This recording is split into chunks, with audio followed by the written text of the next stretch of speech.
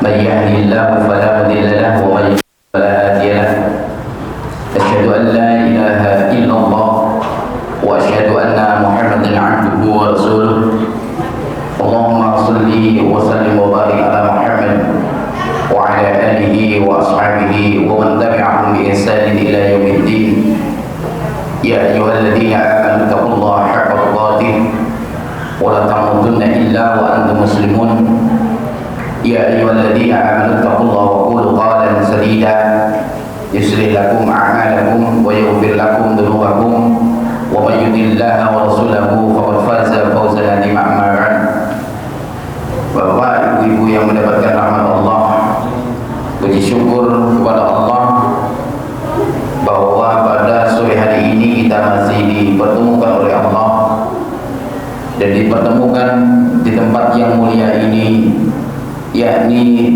Masjid Al-Mutaqin. Semoga pertemuan ini mendapatkan keberkahan dari Allah Subhanahu wa taala. Amin. Salam salawat kita aturkan kepada Nabi Muhammad sallallahu alaihi wasallam. Semoga kita semuanya dimasukkan umatnya dan dicatat sebagai umatnya dan diakui juga sebagai umatnya, sehingga harapannya apa yang dikatakan oleh Rasulullah sallallahu alaihi wasallam mengatakan ummati yang dipikirkan adalah umatnya ini betul-betul masuk dari umat Muhammad sallallahu alaihi wasallam.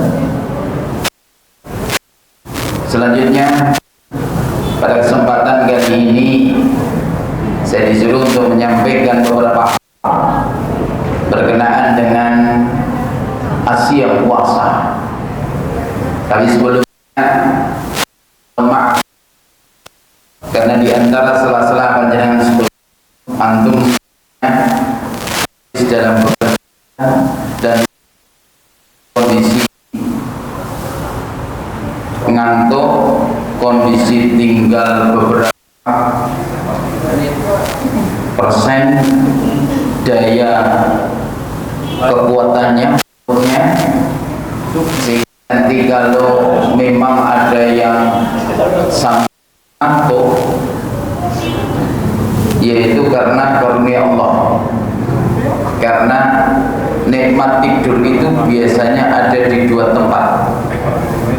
Tempat yang pertama pengajian, yang kedua lagi khutbah Jumat. Itu tempat-tempat yang ternyata pintar untuk menggoda dan akhirnya tertidur. Nikmat.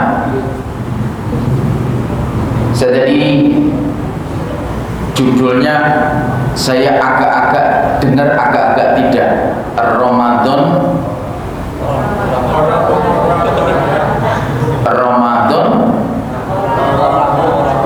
ora rampung, ora madang. Tidak hanya Ramadan. Oh, Ramadan bukan hanya tidak makan. Ya. Ramadan ramu madang.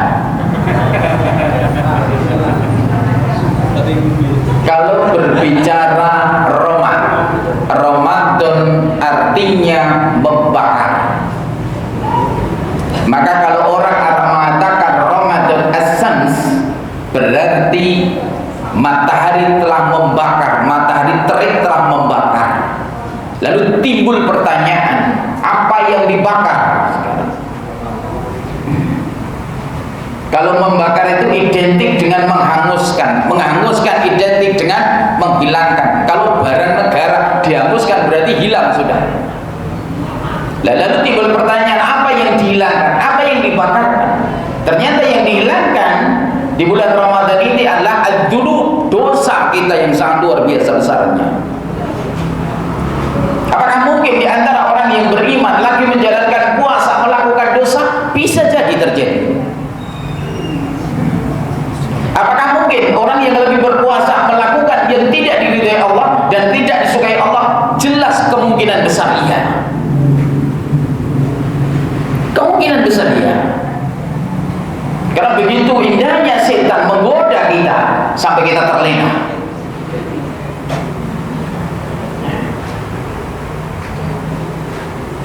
Maka fungsi dari puasa ini adalah sebenarnya menghancurkan dosa-dosa kita. Dan salah satu penghancur dosa-dosa kita karena keegoan kita, egoisme. Maka bulan Ramadan itu disebut juga dengan bulan Syahrul Maghfirah, bulan ampunan. Begitu besar Allah mengampuni dosa manusia. Seberapa besar dosa pun manusia, manusia menghadap Allah, bersujud, bersimpuh, meminta ampun kepada Allah, diampuni. Tetapi manusia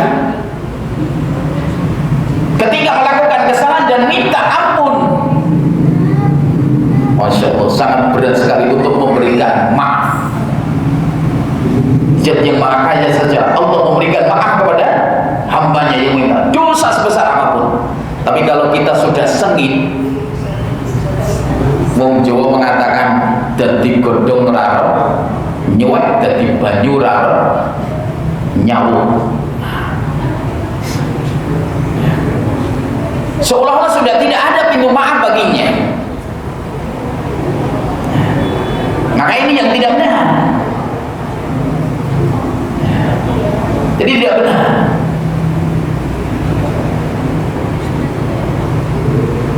Bapak ibu-ibu yang mendapatkan rahmat Allah, di bulan Ramadan ini kita diperintahkan untuk berpuasa. Puasa maknanya niku nopo jadi. Puasa niku maknanya nopo? Nek panjenengan bega di fiqh sunnah. Ini nanti fiqh sunnah. Puasa niku diartikan al-imsaku 'anil muftirati min tulu'il fajri ila ghurbi syamsi. Sehingga puasa itu mempunyai makna imsak. Ya. Jadi kira-kira panjenengan nembe sahur, tangine kerainan, nembe sahur, Arab sahur, adzan, kira-kira sahur apa betul?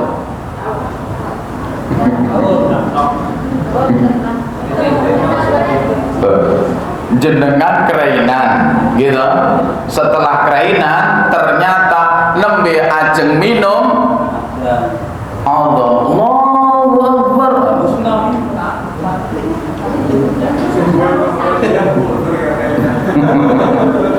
Apakah terus kemudian diminum? Atau malah sekalian minum makan badal koma? Iya kan? Kok pas karo aku gitu. Tapi kita lihat definisinya. Definisinya itu apa kok? Poso niku imsak.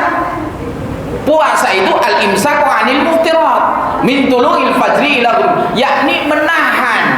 Maka orang yang berpuasa itu sudah langsung imsak, menahan. Dari apa? Dari yang membatalkan puasa min tulu'il fajri ila ghurbi syamsi, dari terbitnya matahari sampai tenggelamnya matahari.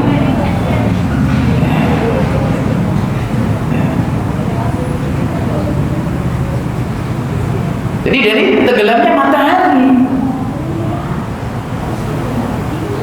Lah kalau terus kemudian timbul zaman dulu ada dua adzan. Yang pertama yang dilakukan adzannya Bilal bin Rabah, yang kedua yang dilakukan adalah Ibnu Umi Maktum. Adzan yang pertama ini adalah adzan waktu sahur. Permasalahannya kita tidak, adzan kita yang terakhir adalah langsung adzan apa? Salat subuh. Padahal jeda antara adzan pertama dengan adzan yang kedua itu antara waktu imsak sampai subuh. Dan kalau ini mau diterapkan, sana di bagian timur sudah terlihat benang putih, bisa maktul, bisa batal gitu Mas. Karena saat itu adalah imsak, sudah mulai imsak. Belum lagi antara satu daerah dengan daerah di Kebumen ini adanya beda-beda. wonten sing subuhe mundur, wonten sing subuhe maju. Tapi nek maghrib sareng nopo mboten? Sareng nggih. Kalau maghrib bareng. Kalau saya amati ya, di tempat saya jam 3:15 asar, nanti ngidul sedikit jam 4, sampai ngidul lagi jam 4:30, sampai ngidul lagi jam 5 kurang seperempat.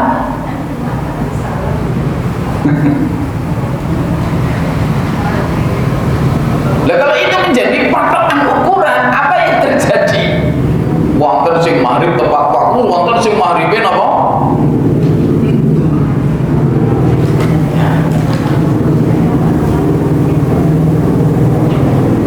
Maka puasa, makna puasa itu adalah imsak, menahan.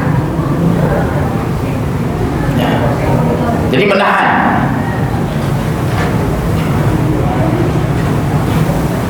Ya nanti kalau ada yang bertanya lagi, kalau menahan, yang membatalkan puasa al-muftirat, yang membatalkan puasa itu banyak hal. Sesuatu yang masuk ke dalam tenggorokan batal puasanya. Melakukan hubungan kewajiban suami istri batal puasanya. Dan seorang perempuan ketika berpuasa, dan pengapunten berpuasa sudah dari pagi dan menjelang jam tengah 6 kurang sedikit azan haid, batal enggak? Batal. Iya, bagaimana banget.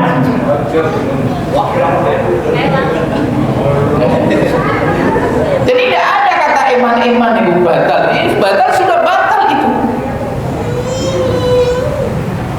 Maka adalah mereka mengganti faidatu min ayyamin ukhra, mengganti di hari yang lain.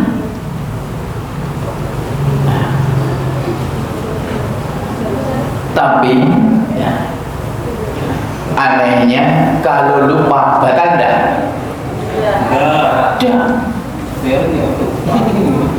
Lupa batal enggak batal. Walaupun yang dilakukan banyak itu, lupa. Tapi nek ngelupa alias ngelaleng beda lagi. Nah, maka sesuatu berkenaan dengan asyur ya, wal akal ya, makan dan minum masuk menjadi batal puasanya. Nah, sekarang timbul pertanyaan. Kemarin saya ditanya, kalau suntik itu batal apa enggak? Misalnya, Pak, saya kalau sakit disuntik, Pak, dokter, puasanya batal enggak? Enggak tahu. Pertanyaannya itu masuk ke dalam tenggorokan dan dimakan apa enggak? Tidak. Jika di antara ada yang berpendapat tidak menjadi mabdul, tidak ada menjadikan batal.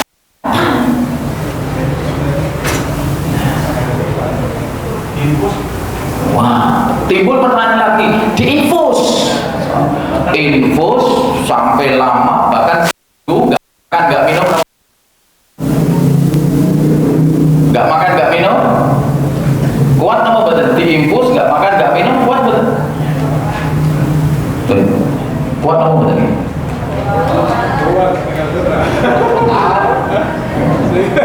Kalau diinfus terus nggak makan, nggak minum, orang yang namanya diinfus itu berarti orang yang apa? Sakit. Orang yang sakit, faman kana minkum maridun aw ala safarin fa'ida. Orang yang sakit itu nggak berkewajiban berpuasa. Kenapa kok memaksakan dirinya?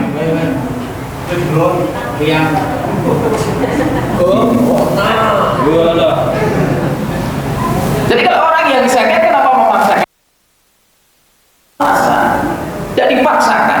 Karena minkum maridun, ya, barang siapa yang diantara kamu sakit, atau faidatul ganti dengan hari yang lain. Sakit kok.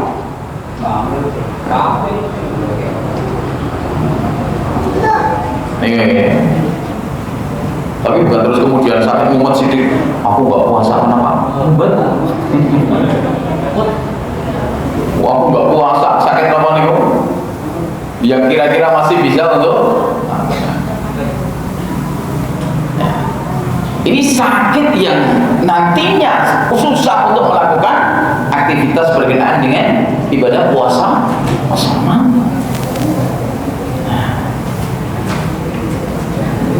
Ini berkenaan dengan hal-hal yang membatalkan. Lalu timbul Rasulullah Sallallahu Alaihi Wasallam mengisyaratkan kepada kita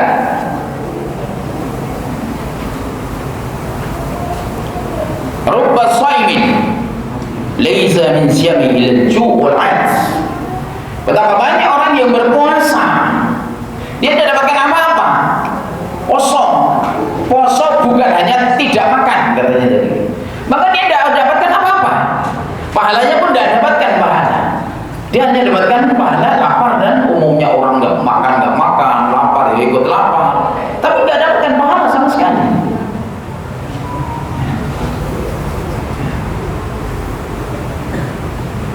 Kenapa kok timbul pertanyaan? Kenapa orang itu nggak dapatkan apa-apa?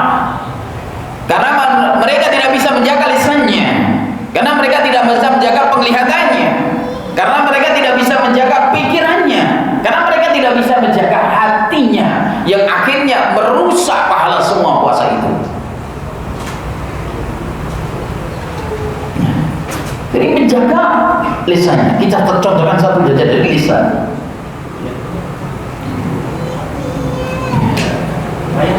Jadi lisan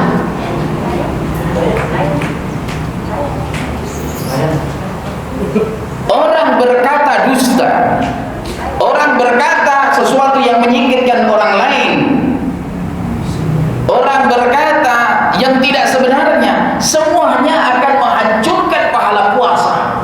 Dan sekarang perkataan berubah menjadi apa? Gerakan tangan. Ada berita yang tidak benar di-share di grup. Ini akan membawa efek, dan efeknya sangat luar biasa.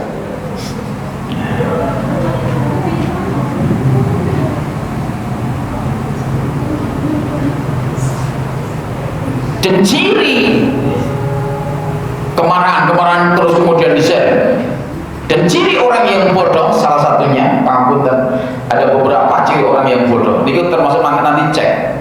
Salah satunya ciri orang yang bodoh itu al-ghadabu, marah yang tanpa sebab, alias kesuhan. Ini jadi mau bodoh. Poso-poso kesuh. Cirinya mau bodoh ini kesuhan. Didik-didik kesuh. Didik-didik itu apa? Sedikit-sedikit marah, sedikit-sedikit marah. Dan orang kesuh itu tidak berpikir logis. Coba, orang kesuh itu tidak berpikir logis. Apa berpikir logis? Itu. Orang memperbaiki sepedanya nggak jadi-jadi, kesuh. Yang dimarahin apa? Sepedanya. Sing ditendang apa? Sepedanya. Wis dandane ora dadi kesuh, bojone lewat sing diomehi sinten? Lewat kene wae mampang dan orang malah kesuhnya sama istrinya. Anaknya lewat pun juga kesuh. Enggak logis. Ada orang yang kesuh kepada apa? Kepada makhluk hidup. Ini juga gak logis, kepada hewan. Sudah menyiapkan untuk lauk, buka, ditinggal sebentar ada kucing padahal dengan goreng lele, gesek atau ikan, terus kemudian kucingnya makan. Komentar dengan berikut. Komentarnya apa? Apa yang panjenengan lakukan? Wis goreng-goreng ditinggal sedelo ningali wonten kucing nembe nyokot gorengane jenengan. Alhamdulillah. Apa yang panjenengan terangkan? Ada yang marah ngambil sapu di balang. Wonten ngambil dilemparkan.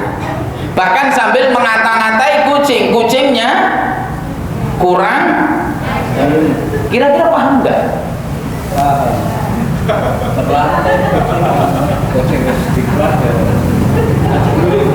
Mau kucing didik lah.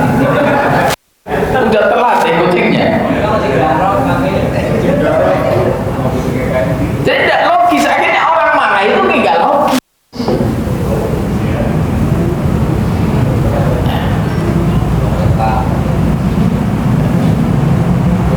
Dan ciri-ciri orang bodoh yang kedua, al-kalamu ghairu nafi, perkataan yang tidak ada manfaatnya. Itu cirinya orang bodoh. Berkata tidak ada manfaatnya. Padahal kalau orang yang pintar, dia akan mengatakan tafakkar qabla an tatakallam. Dia berpikir dulu baru berucap. Bukan berpikir.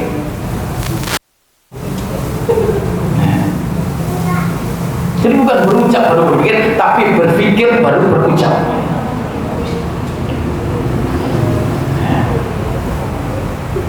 Dan tentunya kalau berucap yang bermanfaat, mengandung nilai pahala, mengandung amal kebaikan, bukan sesuatu yang dosa. Karena orang marah itu ucapannya itu muncul. Tak gede ke, jadi gede. Hati-hati. Padahal bunyi ayatnya la tubtilu shadaqatikum bil manni wal adha. Jangan kamu batalkan sedekahmu, jangan kamu batalkan pemberianmu dengan apa? Ngungkit-ngungkit dan nyakiti orang yang diberi. Seorang mendidik anaknya besar, nah pucak, dididik, cilik, gede, orang rumongso, wajar itu semua.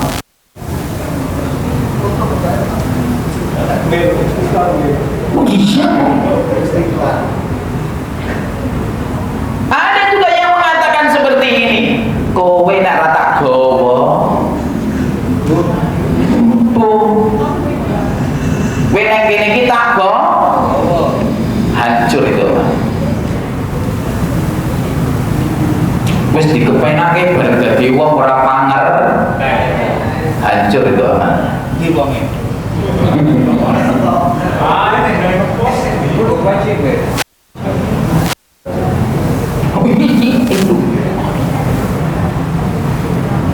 maka sedekah kita yang sudah kita sedekahkan jangan sampai hancur dengan ungkapan-ungkapan kata-kata yang tidak ada manfaatnya sebenarnya.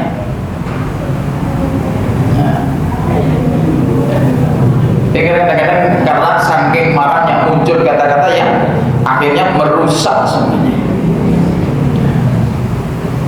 La tubtilu shadaqatikum bil manni wal adha.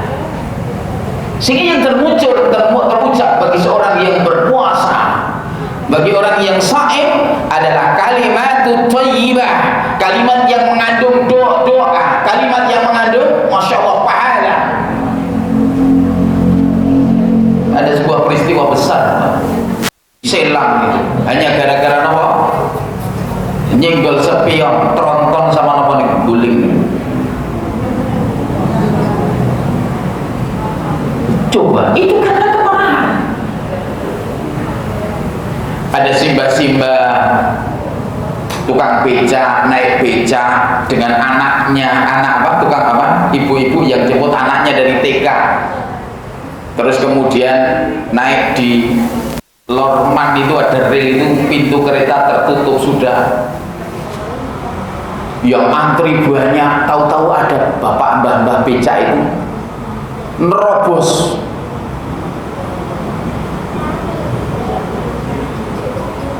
Saya berpikir Allahu Akbar, Allahu Akbar. Ternyata mbah-mbah dorongnya nggak kuat. Sampai diri itu dorong nggak kuat, padahal kereta sudah kelihatan dari stasiun, jarak dekat sekali. Waktunya penjaga pintunya lari ditarik ke belakang, hitungan detik kereta ibunya di Allah Akbar. Semuanya alhamdulillah ya Allah, selamat. rampung selesai pintunya, buka. Ada yang kalimatnya itu thayyibah, bagus sekali. Sama banyak ngenjang malih ngatos-atos nggih Mbah, enak. Tapi ada yang tidak bermanfaat, tuwa mikir.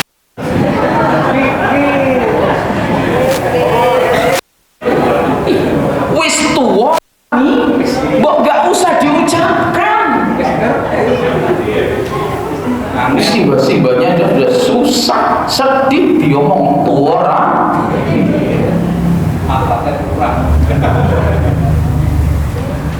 Iya, Masya Allah. Ini kan tidak memberikan kemanfaatannya sebenarnya kalimat itu. Dan itu yang dia mengucapkan seperti itu, min alamatil jahl. Itu termasuk cirinya orang yang bodoh, mengungkapkan kata-kata yang tidak ada manfaatnya. Bagi orang yang beriman, maka yu'minu billahi wal yawmil akhir falyaqul khairan aw liyasmut. Kalau beriman kamu hendaklah berkata baik. Kalau tidak bisa, diam saja. Karena lisanmu akan dimintai tanggung jawab oleh Allah. Itu lisan.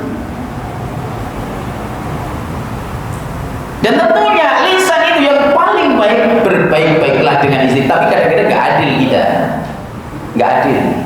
Ampun, gak adil. Tangga nih nyapu diroy, aduh rajine, bagus sekali. Tangganya istri orang, laki nyapu depan rumah diroy no, rajine, enggak niki meter sih, tanggane. Barang istri nih sing nyapu akan mengatakan rajine, isi selesai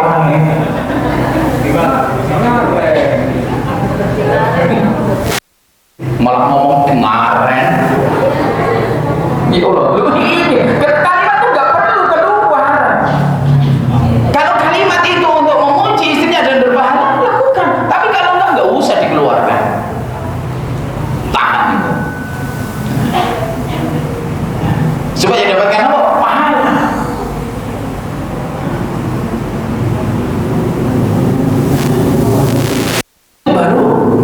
Yang kedua, menjaga matanya.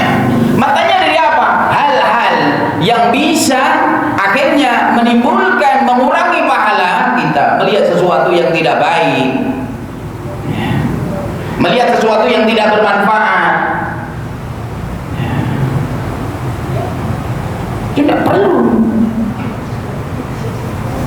Bahkan ke mata kita ini termasuk min alamati syaqqa. Di antara ciri-ciri orang yang celaka itu adalah jumudul ain. Napa niku jumudul ain? Jumudul ain niku napa? Atos mripate.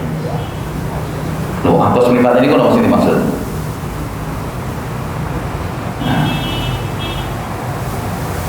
Atos niku napa?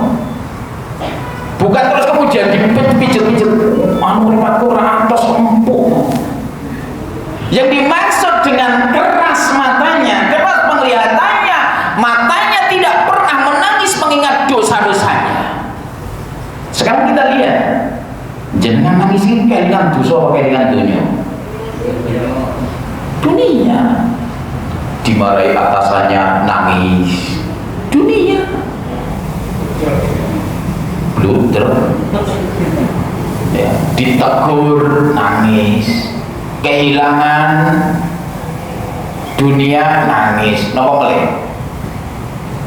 Dan nangisnya itu adalah urusan-urusan dunia, tidak menangis bahkan urusan dosa kita. Kadang kita pun dosa gak merasa kita melakukan berdosa.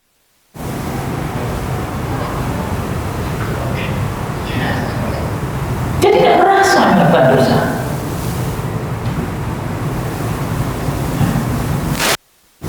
Cobalah kita mengingat, ya Allah, dosa kita dengan ibu kita. Kita mengingat dosa kita dekat kita, suami kita, anak-anak, istri-istri kita.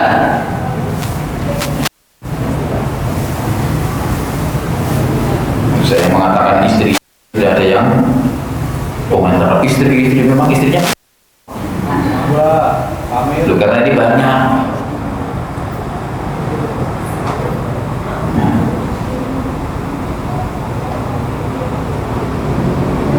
sesuatu yang ucapan kita yang akhirnya dosa kita ingat kembali, akhirnya menitikkan air mata dan saling memaafkan dan meminta maaf di antara mereka, maka mereka akan mendapatkan karunia dari Allah Subhanahu wa ta'ala.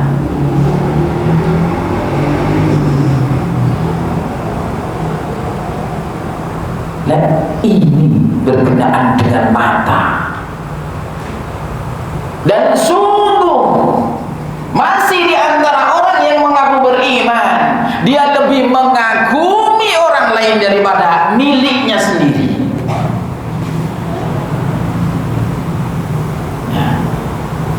Kagum dengan milik orang lain.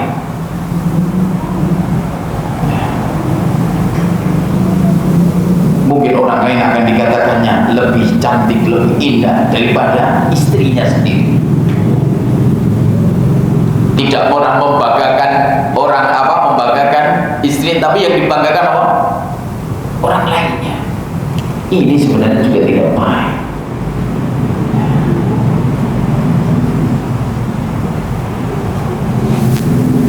Jumudul ain, kerasnya mata. Nah, yang kedua, hati. Ternyata hati ini pun juga akan mengurangi pahala puasa. Hati itu disebut dengan qalbun. Ya. Kalau dalam fiilnya yataqallab, bolak-balik itu hati. Jamaknya qulub.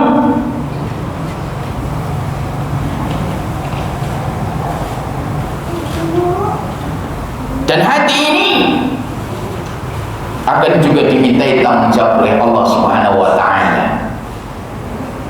Kalau berbicara masalah hati, pasti akan ada kaitannya dengan baper, perasaan. Ada tidak orang yang diingatkan tapi perasaannya diumei? Ya kan? Ini harusnya diletakkan di sini, jangan di sana. Ya aku mau padahal mengingatkan. Dan setiap orang mengingatkan kadang-kadang karakternya pun berbeda-beda. Ada yang mengingatkan apa adanya, jenengan salah, yang benar itu seperti ini. Tapi ada yang mengingatkan dengan sindiran, dengan menyindir. Itu yang Allah suka itu adalah orang yang seperti ini, disindir.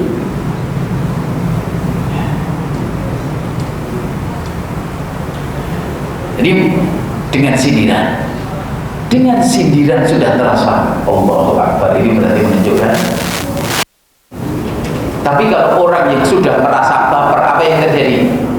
Rasanya hatinya menjadi mangkal kesu. Dan ketika orang marah, mangkal kesu, sebenarnya dalam dirinya ada nuktatus sauda, sudah ada titik hitam yang terus akan menutupinya. Semakin mangkal adalah tertutup hatinya, sangat kuat sekali. Dan salah satu kemangkalan itulah yang menyebabkan timbulnya penyakit dalam hatinya.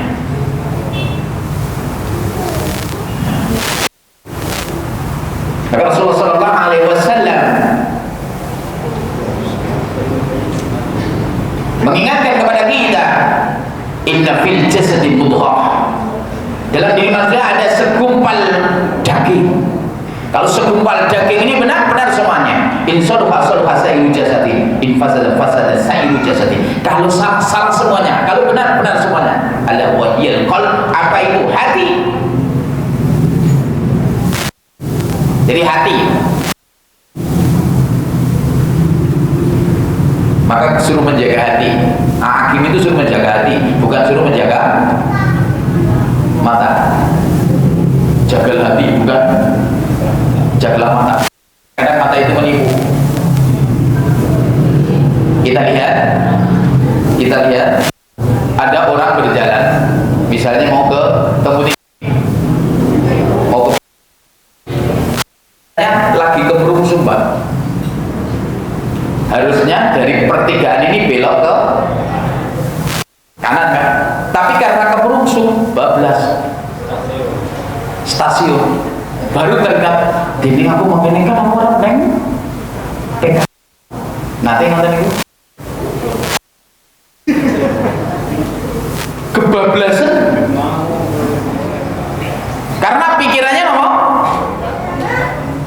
Hatinya tidak di situ. Yang dipanggil di pinggir jalan itu hati bukan mata. Di gang kecil tulisannya apa? Hati-hati banyak anak. Padahal yang jalan kaki. Tidak kaki-kaki banyak anak. Enggak. Hati-hati, hatinya yang dipanggil. Karena ada orang yang berjalan tanpa hati.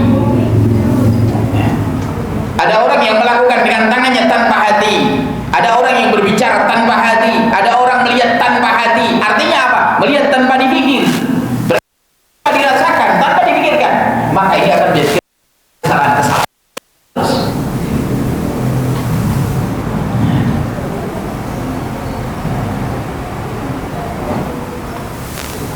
Ini yang diingatkan oleh Allah untuk selalu melihat hati kita.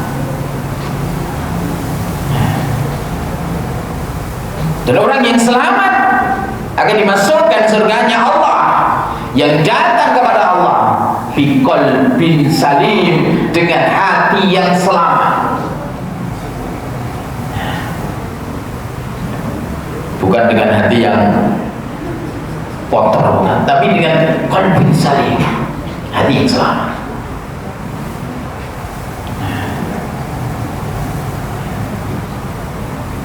Nah, kesemuanya itu tadi ada hati, ada penglihatan, belum lagi ada mendengarkan. Mohon maaf, mendengarkan itu berkenaan fisik itu kadang-kadang awalnya baik, ketemu saling mendoakan, assalamualaikum, waalaikumsalam, gimana kabar? Alhamdulillah. Ya semoga dapat rahmat Allah, amin. Puasa kita semoga berpahala. Iya, tak ada nih. Ada yang lagi bilang, kamu udah dengar nggak? Hancur nih, mulai setan masuk. Ada yang viral, setannya masuk. Apa sih? Mulai mendengar lagi viral, langsung apa sih? Masa nggak tahu? Bener aku nggak tahu. Itu mulai pun ribah, sudah menceritakan aib saudaranya sendiri yang harusnya ditutupi dibuka lebar. Tapi kamu nanti jangan ngomong-ngomong ya. Terus ngomong jangan ngomong-ngomong kepada orang. Ini nanti cerita kepada yang lain, jangan ngomong-ngomong ya. Kepada yang lain lagi jangan ngomong. Tersebar, apalagi dengan jari dengan HP tersebar itu banyak itu, numpul dosanya, tertuang pada dirinya sendiri. Kalau memang itu kesalahan saudaranya, diingatkan, bukan pelan disebar-sebarkan. Kalau itu kekurangan saudaranya, ditutupi. Karena kita meyakini Allah ciptakan ada yang lebih, ada yang kurang, dan saling satu dengan yang saling menutupi.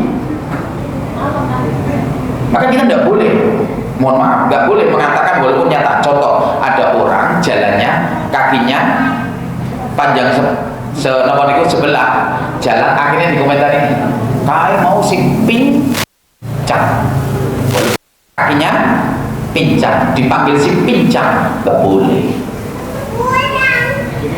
Apalagi warnanya hitam dipanggil apa? Jelitang, nggak boleh. Rambutnya keriting dipanggil brindil, nggak boleh. Jadi nggak boleh itu, tidak boleh.